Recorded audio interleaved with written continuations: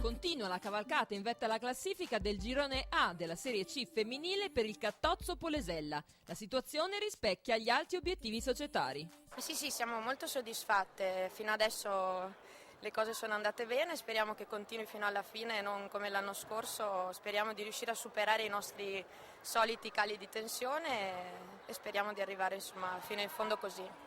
Il Polesella sta confermando le proprie velleità di promozione, anche se però la strada verso la Serie B è ancora molto lunga.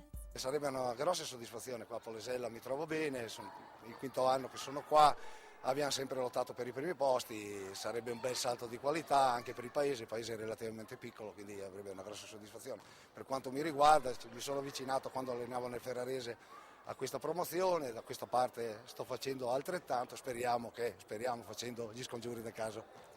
A Polesella la società vuole approdare nelle categorie nazionali, ma anche a livello giovanile ha capito di non poter restare alla finestra.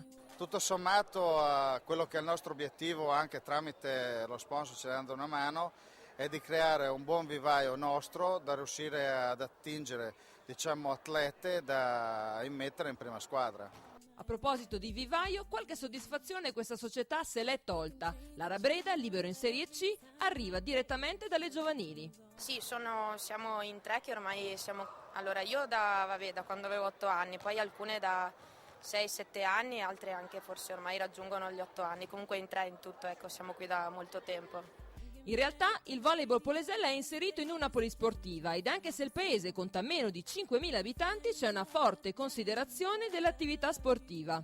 Diciamo che l'animo sportivo esiste, poi soprattutto Polesella ha che, essendo un paese centrale tra le province di Rovigo e Ferrara e quindi tra le due regioni, riesce a raccogliere e a conglobare in sé tutte abbastanza le realtà sportive anche dei paesi vicini, quindi riusciamo anche ad avere, oltre che al nostro vivaio personale polesellano, anche dei vivai attorno, quindi riusciamo anche ad avere un bacino abbastanza grande e questo ci permette di avere appunto quest'utenza di sport ad ampio raggio. Abitanti che praticano sport, pubblico che segue con passione la Serie C e soprattutto gestione degli impianti da parte della società sportiva, che non ci stancheremo mai di dirlo, è un mattone fondamentale per costruire un sistema di servizi sportivi ben organizzati. Con l'amministrazione noi abbiamo un buon rapporto, devo dire la verità, finora l'amministrazione ci ha sempre dato una mano.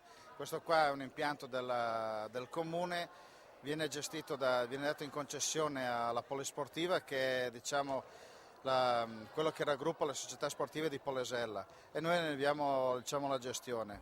Tutto fa pensare dunque che la pallavolo a Polesella potrà avere vita lunga e che cercherà di coinvolgere le società dei paesi limitrofi. Il territorio di Rovigo, la provincia di Rovigo è molto allungata, delle società ce ne sono una miriade, e ognuna cerca di mantenere il proprio vivaio.